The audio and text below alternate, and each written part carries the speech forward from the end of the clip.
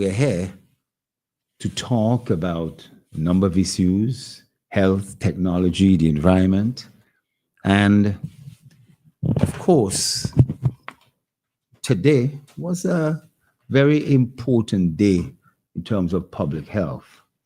And the Eastern Caribbean Supreme Court of Appeal ruled in favor of the St. Vincent and the Grenadines government in the COVID-19 vaccine case. This is no doubt going to have quite a number of implications. It's going to trigger a lot of discussions, a lot of debate, and a number of lessons are going to be also learned from this. We are now past the COVID pandemic. COVID cases still occur. We had said that there was going to be a new normal. And since COVID, we've had monkeypox, we've had different type of viruses with strange names, and we've had influenza A and B and all sorts of things. We have Coxsackie virus, which causes some foot and mouth disease, and we've been seeing that in our primary schools, and so it's been quite significant, it seems. Well between 100 and 200 cases reported, and of course always a number of cases that haven't been reported. But there's going to be a lot of mixed emotions about the verdict and the ruling, and it's going to raise issues that the initial verdict handed down by Justice Henry, people will raise the concern whether she might have been biased, to question whether she might have been an anti-vaxxer, or she did not take, or she may not have taken a vaccine herself. All these questions I am not answering. I know that they have been raised, and I don't necessarily propose an answer to them. But there have been a number of public servants who basically did not take the vaccine, and some whose issue was utilized to bring the case. And I suppose those individuals maybe looking back at this, I always felt that the ruling on this case would go in the direction that it did. Following the case, during the time of the case, it was sub judice. You would have heard me commenting by the word sub judice already before the court. And so therefore, you know, you don't want to comment. You're not really supposed to comment on it. But a lot of people did comment on it. Matter of fact, just after that initial judgment in favor of the persons who filed the case, when there was the suggestion that an appeal would be made, there was a major campaign. Government, please don't appeal. Please don't appeal. But the government went ahead and appealed. And they would have appealed not only because it was right to appeal, but also because of the public health implications. In my medical career, I have seen individuals with tuberculosis, and they have been on the isolation. But you know what? They slipped out because they couldn't handle the isolation. And they went home from a hospital. But on the way to the hospital, from the hospital, they would have come in contact with a lot of people who may not have been ever exposed to tuberculosis. And they were still infectious. And so as a result, they would have been able to transmit the tuberculosis to a number of people. And when you hear about dozens or hundreds of people having to be tested because of this, it's unbelievable.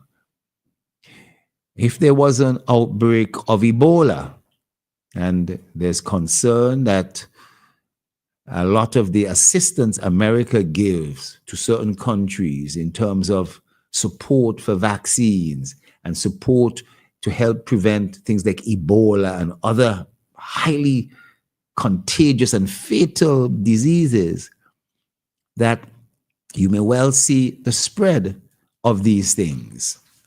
Now, if somebody was to have Ebola and they say, it's my right to go home, it's my right to interact and go out in the public, go to the mall, go to a dance, it's my right to go somewhere. That person may be correct. It is their right. And it may be only that of a moral responsibility. But if that individual started to spread Ebola and the Ebola started to kill persons, boy, that's something else. How do you deal with that? Do you now say that that person who was patient zero, that started the spread of the Ebola, was culpable and should come under some sort of punishment? Well, if the person really didn't know, if the person didn't really have an idea, the person was lonely and so, but on the other hand, if the person, it was explained to the person, if you leave here, if you basically do anything, you could spread it, you could kill people. And they said, I don't care, I am leaving. And they cause an infection in which someone dies. That may be a different case.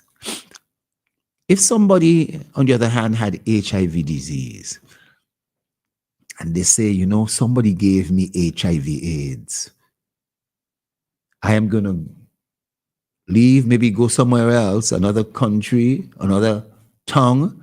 I'm going to find a girl and I'm going to get back to society. I'm going to get back on society and I'm going to spread AIDS to somebody else. If somebody spread AIDS to me, I'm going to spread it. And they go and they have unprotected sex with someone. How do you address those issues of public health? At the height of the pandemic, there was a substantial amount of people dying. There's been over 7 million people who died of COVID globally. In St. Vincent, yes, we had less than 150 persons, one of the fewest deaths in the Caribbean, but we still had deaths. In other countries, there were hundreds, thousands of deaths. And America had over 1 million. Really disproportionate. And would you believe a substantial amount of those persons who died were people of color, people with diabetes and high blood pressure and other things like that. It's unfortunate because a lot of them would have been told, don't take no vaccine. The vaccine will change your DNA. It would make you grow horns. It might make you grow a tail. It might do all sorts of things. And when people hear these things, they really don't know what to believe because they don't know if the doctors are lying to them, if the doctors really want to help them. And so the majority of persons would want to refrain. Let me hold up. Let me not go for a vaccine yet. Let me wait and see. And then an infection might come and affect them.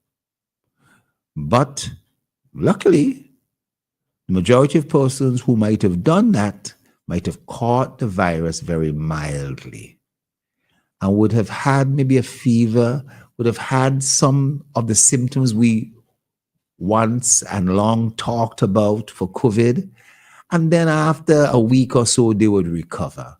They themselves might stay at home, drink a lot of fluids, and recover. But unfortunately, there would have been a number of persons that, because of their underlying condition, because of their immune system, the COVID would have taken an effect of potentially causing hospitalization, going to the intensive care unit, and even death. And sadly, there would have been individuals who made it their job to say, do not take the vaccine. People in also the medical field who did that. Matter of fact, one of the going things was that Bill Gates was the one and paid people off, to allow the vaccine to be taken, so that the vaccine that may have a chip in it or some sort of electronic device, micro technology, will control people, and that was part of the global domination. Come on, you remember that, man? I'm sure you wanted to avoid being globally dominated by Bill Gates. But there were people who were saying, you know what? If you take the vaccine in 6 months, everybody who take it will drop down dead. And then in a year's time, everybody will drop down dead. And then when a year came by, they say, oh, guess what? It's 18 months. Watch it. Everybody's going to drop down dead. And then they started saying, whole set of people done dead from the vaccine already, More people die from the vaccine than people who basically didn't take the vaccine. That's a joke. That is not true. Not true. But it came to a point here in St. Vincent and the Grenadines that a number of activists, lawyers, and so forth were making the case that the vaccine should not be taken for various reasons. They should take ivermectin, an anti-parasitic drug, and so forth, for worms and so. And, people believe that. And that was a real unfortunate situation. Very unfortunate. And what we saw was persons providing legal advice to public servants, the teachers, and so, and saying they should bring the case, and so they did. Monies was raised, it seems, by the teachers, public service union, and so, and they would have paid for lawyers who, I'm not sure how much they were paid. I'm not sure how much they received. But I am sure they would have been paid what is due to them, But the important thing is that the case would have taken place. There was a verdict initially, a ruling.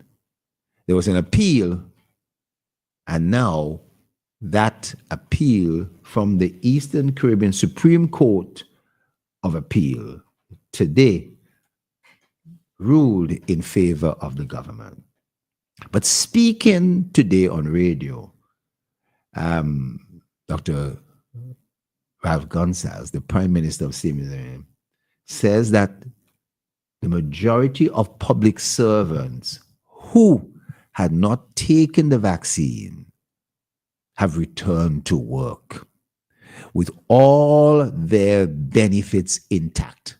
Number of people saying these individuals who returned to work and so didn't get all their benefits. All their benefits was intact, even while going ahead with legal action against the state.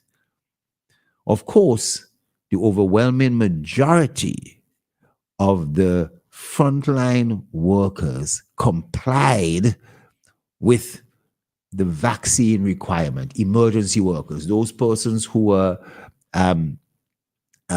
policemen, those persons who immigration officers at the airport, those persons who might be nurses, who are going to interact with people, and you don't want them to spread the COVID to someone else, a patient, a visitor, if they had it.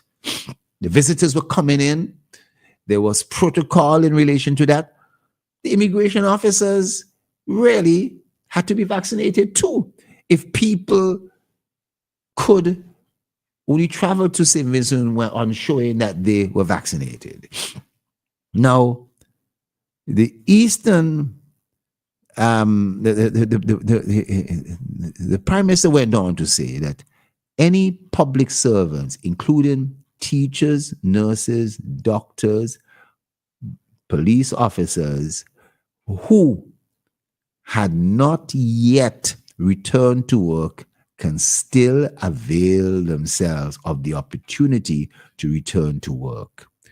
All you have to do is to indicate to the chief personnel officer that you wish to return to work. You will be returned to work without any loss whatsoever of your personal pension rights, you know? And there would be added to what pension rights you have after you have returned to work, the Prime Minister said. The Prime Minister noted that the judgment handed down by the Eastern Caribbean Supreme Court of Appeal in favor of the government and is an opportunity for dialogue and healing.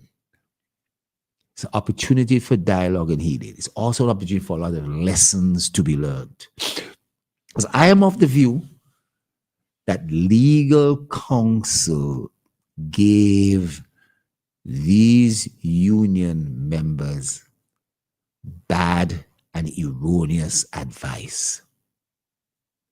And they may have been motivated by other political inclinations and thoughts.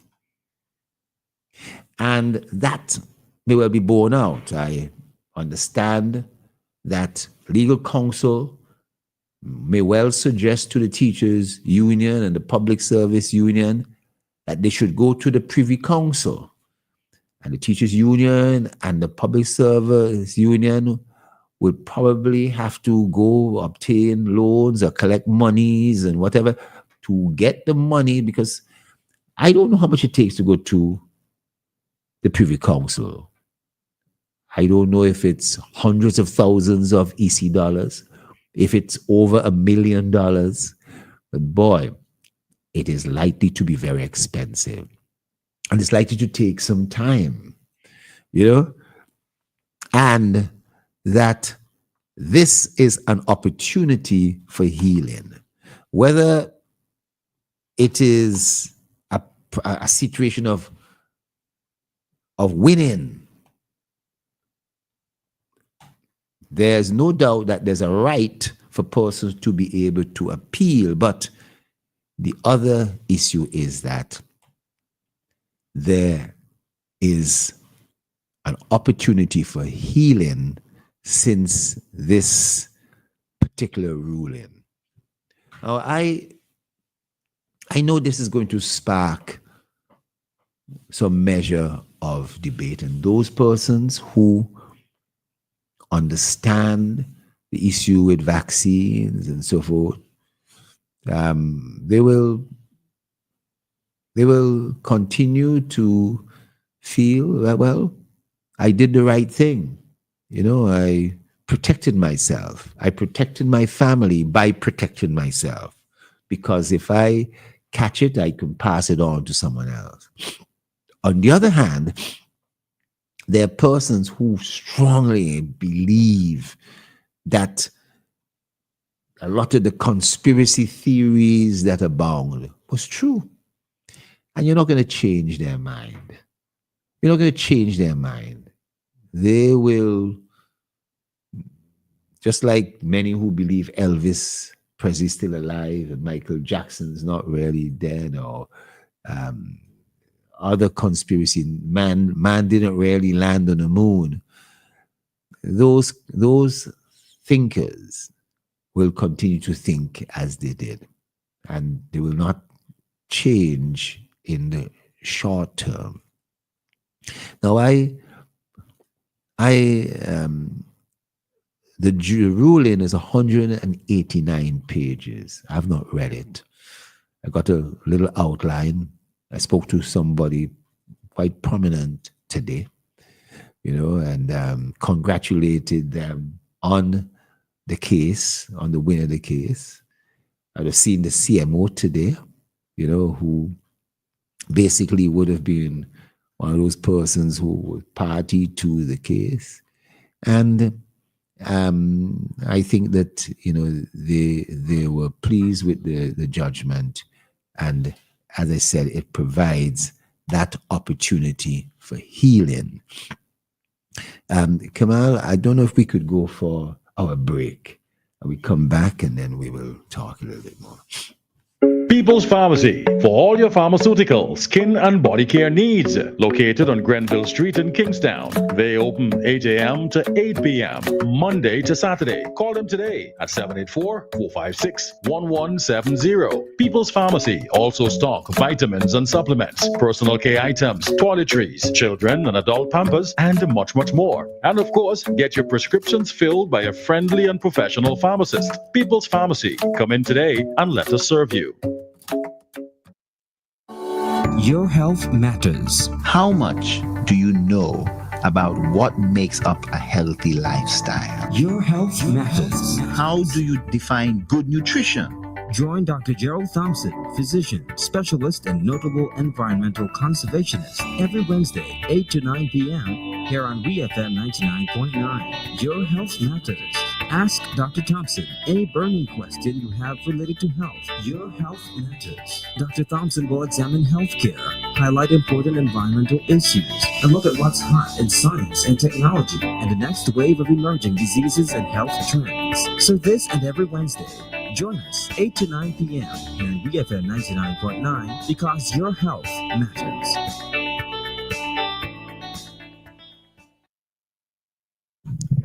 Yes. So I am opening up the lines. Remember, it's 4579997. A straight direct call or through WhatsApp. I'm curious to what is your opinion. I know we don't have all the details of the 189 pages. And the ruling was 2 justices against 1, and that one of the justices did have a dissenting opinion. But the case has been clearly thrown out, and the fundamental thing now is what do you do? I've noted that the opposition party has said they were disappointed with the ruling. Others have said other things, and I was in the play recording, but let me hold up on that. But I would love to hear your opinion. I would love to hear your opinion. This is something that I think provides an opportunity for healing, because bit by bit, the vast majority of public servants have gone back to work with their full benefits. And at the same time, there have been a small amount who have not. I know some have said that they expected a big payout as a result of the case. And that's reasonable for them to say. That might have been what was promised, and the lawyers in the case might have also expected that same thing too, if costs were paid and all that sort of thing. The recovery of the money that was used to pay researchers and the other lawyers from outside. The local lawyers, I'm sure, would have wanted to benefit in some way from not just a financial point of view, but also a win, and a win would have been something of a black eye for the government. But that does not seem to be the case. And whether this case goes to a Privy Council, whether monies can be raised to do so, there is an opportunity for healing. There's an opportunity for persons to really do the right thing, in the same way, after the first judgment, there was an appeal that to the government not to appeal. I'm sure the same thing is there's going to be an appeal to the various entities and lawyers that brought the case not to advise going to the Privy Council. I would love to hear your opinion. Love to hear your opinion and to see exactly what might be on your mind on this particular case. It is something that has, I think, left a sense of a bitterness in the minds and the hearts of every Vincentian. We certainly would not like to know persons have lost a job or so. But at the same time, we have lost lives. And in the future, I'm not predicting there's going to be episode, but as a medical doctor, I have given a lot of people advice that they could either take or not take. I've given prescriptions and recommendations on how their health care can be improved. A number of them have taken that advice and done well. And there's some persons that would suck their teeth and not take the advice. And some of those persons have come back to me and say, Doc, you gave me advice. Look, I'm still okay. But I would say there are far more persons who did not take the advice and went through a lot of medical challenges as a result of not taking that advice. These things will come up. The world, with the way we eat, our diet, with all these pesticides about and abound, with the air in some countries, some cities being so polluted, with people not having always access to water. And so I can tell you that our bodies, our immune system, sometimes maybe a little stronger, but many people it's a lot weaker. And you are susceptible to all sorts of illnesses. These illnesses are not man-made as such. They're illnesses that our bodies can be susceptible to. Smallpox and polio and the plague killed millions of people over the last 100 or 1,000 years. People have died from bad infections during childbirth, long ago, before we knew of the bacteria that causes tetanus, people stepped on a nail. People stepped on something and didn't know what to do. They didn't have antibiotics. Penicillin was only invented in 1930. Your great-grandparents who might have gotten ill, a lot of people used to die. The average lifespan around the world, let me say even in St. Vincent and Grenadines, was in your 50s 100 years ago. Lifespan was, the average person didn't live past 50. Many people did, but the average person died quite early of some infection, some sort of thing like that.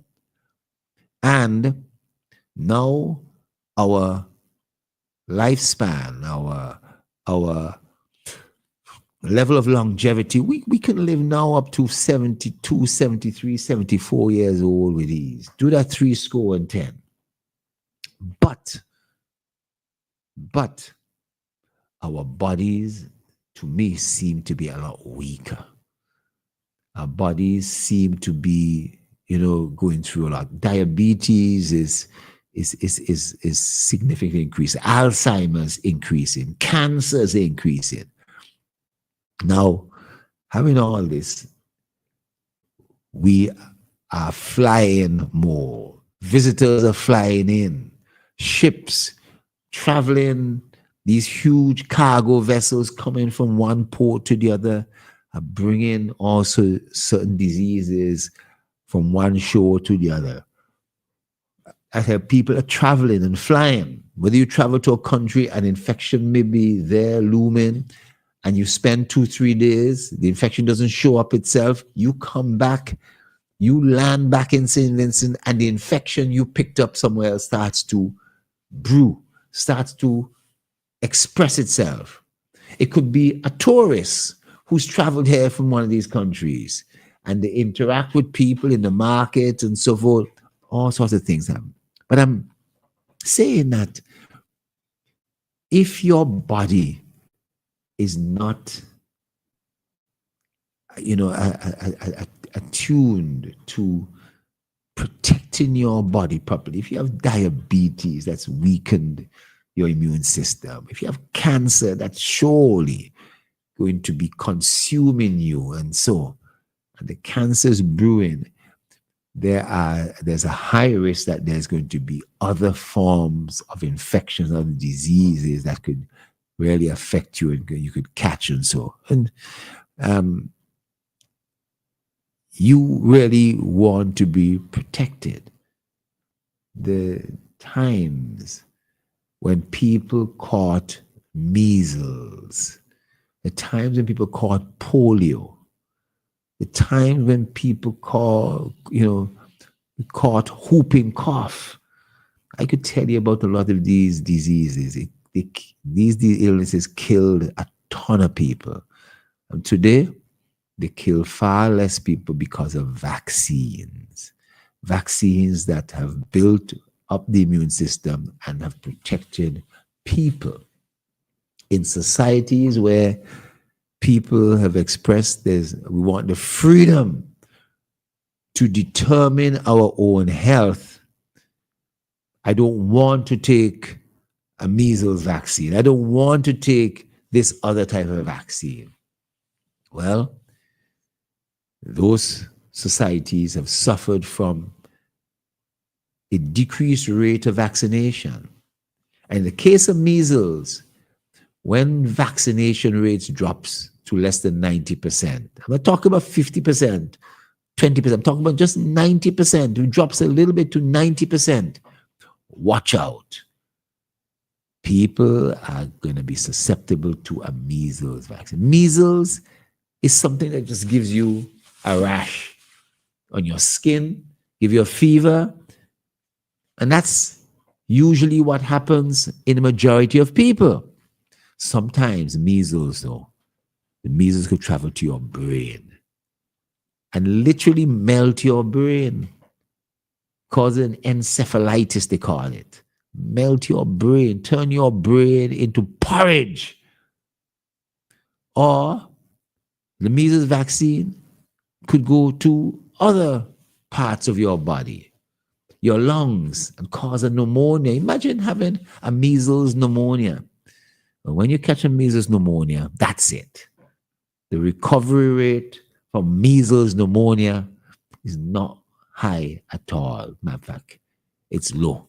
Those things are, I don't want to say death sentences and so, but they are not good outcomes because you don't have a treatment for viruses like measles. You don't have medication. We give them tablets. I could tell you, take one and call me in the morning. No.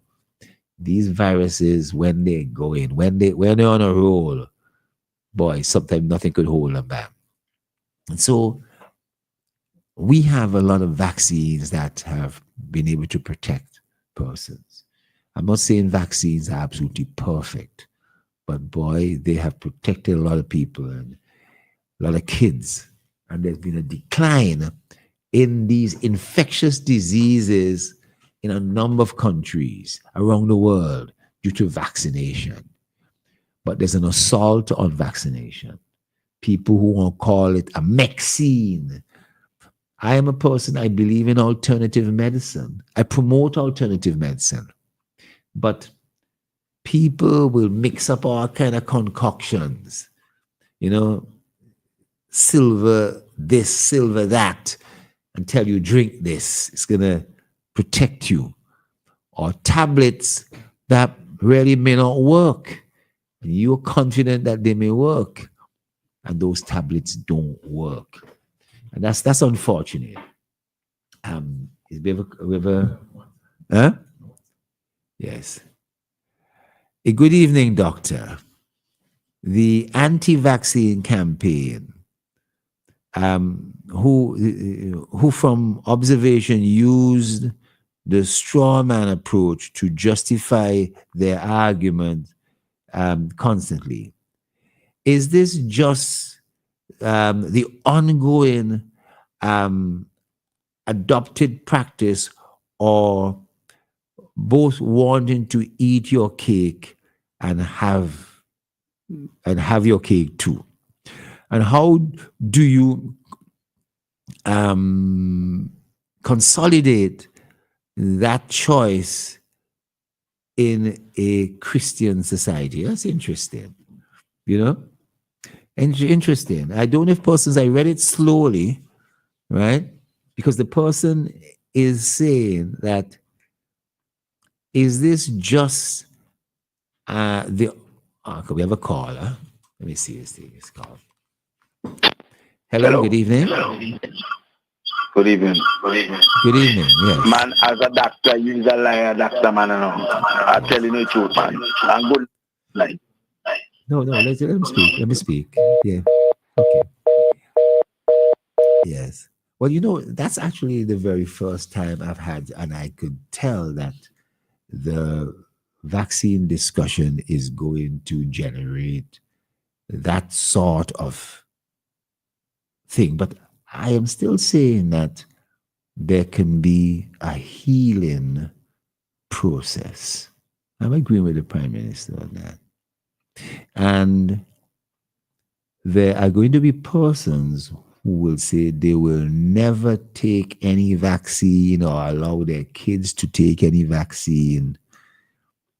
I have seen it where not only in this country, not only in America, not only in Central America, not only in Africa where I've traveled to and seen this, I have seen polio. I've seen polio. I've seen young little kids catch polio and die.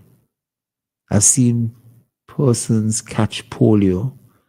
They don't die, but they become physically challenged. They become deformed because the way the polio affects their nervous system, they're unable to walk, they're unable to do certain things. And it has robbed them of the richness of their life. And this is because a parent decided that they are going to listen to persons who will say, do not take a vaccine. And I'm not talking about the COVID vaccine. I'm talking about any vaccine. And we do not have a situation whereby persons are really penalized in a major way. Yes, to get into school, you have to be vaccinated. Let me say there is foot and mouth disease, or let's say there's influenza. If your kid has any of these things, don't let them go to school. Don't let them go to the daycare nursery. Don't have a thinking in your mind, Minake, if someone else catch it, if my kid catch it, they will have to catch it too. Me dropping them after school because I have to go somewhere and I don't have the time to take my kid with me. You know what I mean? So I drop him to school, let them take care of it. No, sadly, that child is going to have to stay at home. And that's essentially the right thing to do, especially if that child has a little fever, if the child is feeling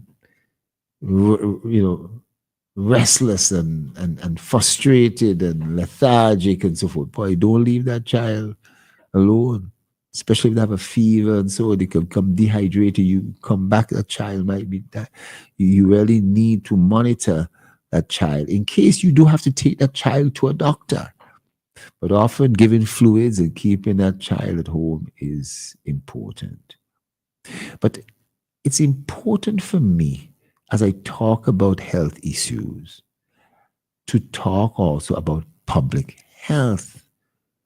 And when you talk about public health, it evokes all sorts of things, washing of hands, wearing of masks if necessary. People don't really like to do these things because they're no longer, they're considered not part of their norm. They're not in the habit of doing it. People who do it, who do these things regularly, actually live much healthier lives. The person who texted the message, once again, he said, is this just the ongoing adopted practice of both wanting to eat your cake and have it?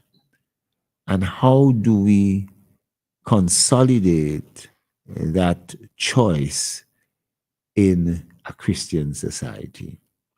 Now, I'm not sure if the person who texts that may be suggesting that there may have been in many churches here in St. Vincent a tendency of not wanting to take the vaccine.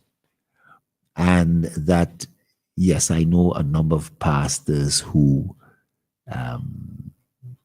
did not recommend taking it at all. But, really, the majority of them did. And they understood that in their church, in the audience, the various persons had a different opinions, and they didn't want to divide the church. Those who wanted the vaccine and those who didn't. But unfortunately, it did create that division. It did create a division within a situation of a pandemic when we needed to be more together. And it was fascinating how with the opposition party, some persons of the elected individuals took it. Friday and Leacock took it, but other individuals did not. And that was very interesting. That was very interesting in itself. I I am, teachers, nurses in particular, who have to give advice to young people, to patients.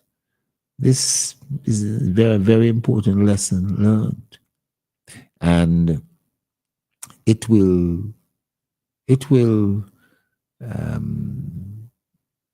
be something that will be remembered. I would doubt if the various unions will push to go to the Privy Council. There may be some initial discussion, we considering it and so, but in the UK, well, I'm not going to say much about that, but everywhere in the world there would have been anti-vax movements.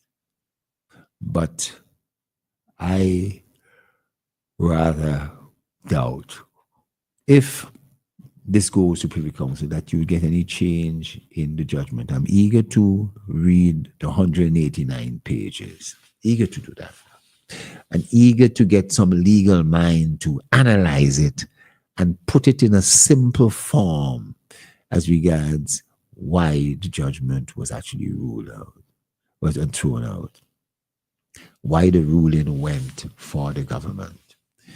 And for those individuals who might have been affected by this case, I say, don't be disheartened.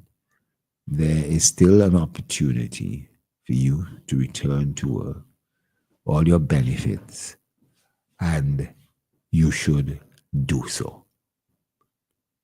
The various lawyers may well have provided you with what seems to be the case now, wrong advice. And it's important. I think it may be an important lesson learned that we have to really sometimes not follow a little crowd, but we got to read and find out more. And unfortunately, if you read a lot more, you could find information that tells you don't take the vaccine and information that tells you do. And I think a lot of people would have been confused by this. But, that is life. Now, I'm not sure if anyone else wants to make a comment. And I'm sure this is going to be the subject of a lot more comments over the upcoming days, right? The judgment would have come out this morning. I was looking for other entities, the various news agencies announced on the outcome itself, the ruling that the case was thrown out. But it's the analysis to find out where did these lawyers go wrong in their argument, the lawyers who acted on behalf of the various public servants in union. Where did they go wrong? And where did they go wrong as outlined by the Eastern Caribbean Supreme Court of Appeal? That's the point I'm making. Kamal, it doesn't seem we're having much in the way of call. I think somebody is trying to come in. That's interesting. But I am hoping to say a good evening, Doctor. The same one, right? Okay, it's coming through again. Yes, it looked the same. Yeah. Yes, I am going to listen very carefully to what is said tomorrow by the various news agencies as we get a lot more information out of this. And this has been an important lesson learned in public health. I think the important lesson is that whatever the cause of this vaccine, whether this vaccine was created in a lab, whether it evolved, through interaction with various animals and people who eat wild meat, and so, irrespective of the method, it caused the pandemic. There's no doubt that people died.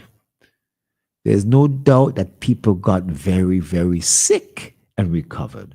There's no doubt a lot of people caught it very mild, may not have even had any symptoms at all. Those are just the facts. Those are the facts. But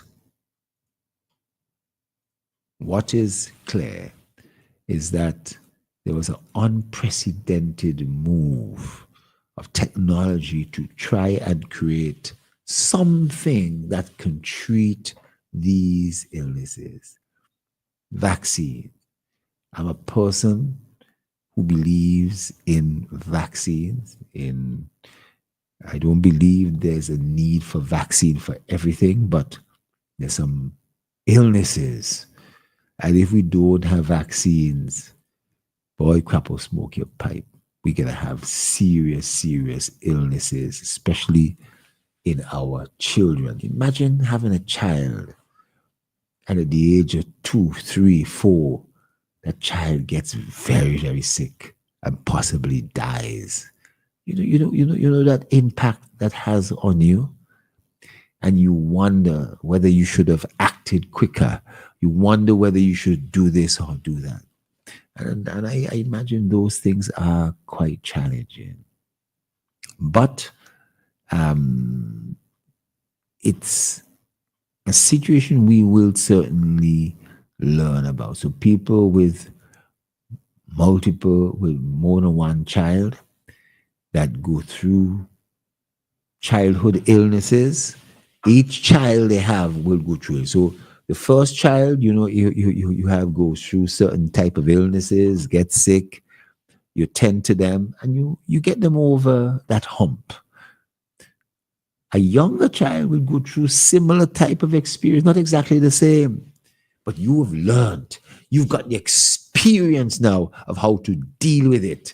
You act quicker. You know when a child is getting very, very sick, man, take to casualty, take to the doctor and all that kind of thing. And we've seen this over the years, that there's not always treatment for every illness that there is. I think we have a last comment. My problem is that we race to identify as Christians. My problem is that we race to identify as Christians. However, when a hard human choice is to be made and it is not in an individual's interest, then selected Christianity is used to justify your choice. Interesting. I'm not too sure about that. I'm not too sure I can totally agree with that. Do you know, guess what? The Christianity is the largest religion on earth, but close behind is Islam, the Muslims, and then Buddhists, and then a lot of people who just not any religion at all, and they all caught COVID. They all catch different diseases. And so, yes, it is true that we sometimes identify as Christian, and that hard choices are faced by not only Christians, but non-Christians too. Faced by Muslims, they face hard choices too. And When you look at Iran, they had to vaccinate a whole ton of people. Indonesia, which has one of the highest Muslim population, they had to vaccinate a whole set of people too. And the choices made must depend on science.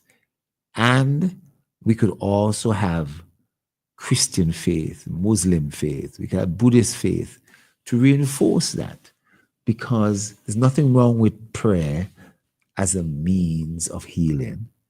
But as a doctor, I also add certain medication if possible. If there isn't, you want to prevent those diseases and you want to minimize them by washing hands.